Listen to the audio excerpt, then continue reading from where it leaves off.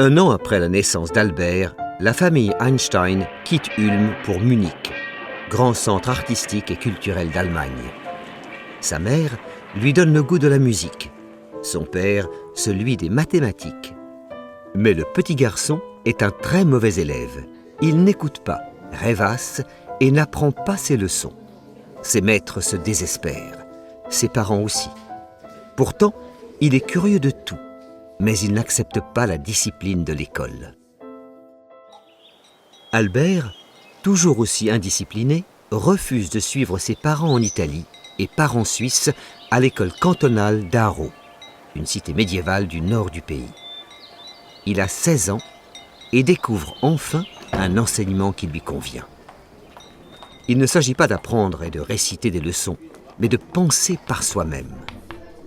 L'année suivante, il va suivre les cours de mathématiques de l'école polytechnique fédérale de Zurich. En 1900, Albert obtient son diplôme de fin d'études. L'année suivante, son premier article scientifique est publié. C'est le premier d'une longue série. Il trouve ensuite du travail au bureau des brevets à Berne, la capitale suisse. Il y déménage Mileva, sa compagne, rencontrée sur les bancs de l'école polytechnique. En 1903, le couple se marie, avant d'accueillir 2 enfants. Albert continue ses recherches en physique nucléaire et formule en 1905 la fameuse équation E égale mc2 qui le rendra célèbre et obtient la nationalité suisse. Installé à Berlin, il partage son temps entre ses recherches scientifiques, ses conférences à l'étranger et ses sorties en bateau à voile sur le lac à côté de chez lui. Einstein est un défenseur de la paix et de l'égalité entre les hommes.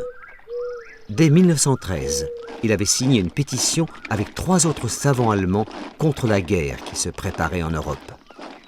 En 1916, il publie un grand traité scientifique qui résume tous ses travaux.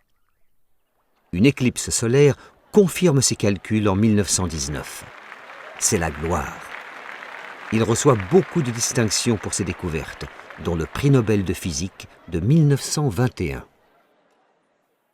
Einstein est né dans une famille juive non pratiquante, c'est-à-dire qu'il ne suit pas la religion. Pourtant, en 1920, il soutient le mouvement des Juifs qui demandent un territoire pour leur peuple. Plus tard, après la création de l'État d'Israël, on lui demandera même d'en devenir président, poste qu'il n'acceptera pas. Entre-temps, en 1919, il est appelé à siéger à la Société des Nations, une organisation créée à la fin de la Première Guerre mondiale pour maintenir la paix en Europe. Puis devient, en 1928, président de la Ligue des droits de l'homme. Dans les années 1930, la situation politique en Allemagne n'est pas bonne pour Einstein. Ses opinions et ses origines juives sont très critiquées. Albert tente de se battre en appelant tous les pays qui restent fidèles aux droits de l'homme à lutter contre la montée d'Hitler et des nazis. Mais, se sentant menacé, il est obligé de quitter l'Allemagne pour les États-Unis. Einstein arrive aux États-Unis, à Princeton, New Jersey, en 1933. Il devient professeur à l'université et continue ses recherches. En 1939, la guerre menace. Il envoie une lettre au président américain Roosevelt pour le prévenir qu'il faut faire très attention. Certaines recherches, débutées en Allemagne, permettraient de créer une bombe très dangereuse. Les États-Unis vont alors s'appuyer sur les recherches d'Einstein pour fabriquer la première bombe atomique de l'histoire.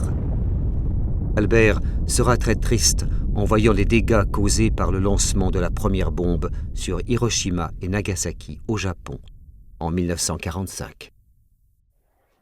Einstein est choqué de voir qu'aux États-Unis, les Noirs n'ont pas les mêmes droits que les Blancs et que les enfants ne vont pas dans les mêmes écoles. C'est ce qu'on appelle la ségrégation raciale. En 1946, il déclare dans un discours « Il est impensable que je me taise à ce sujet ». La police le considère alors comme ennemi de l'État. L'égalité raciale sera reconnue dans les années 1960. Agissant au nom de l'égalité et du bien-être des hommes, Einstein se mobilise pour de grandes causes.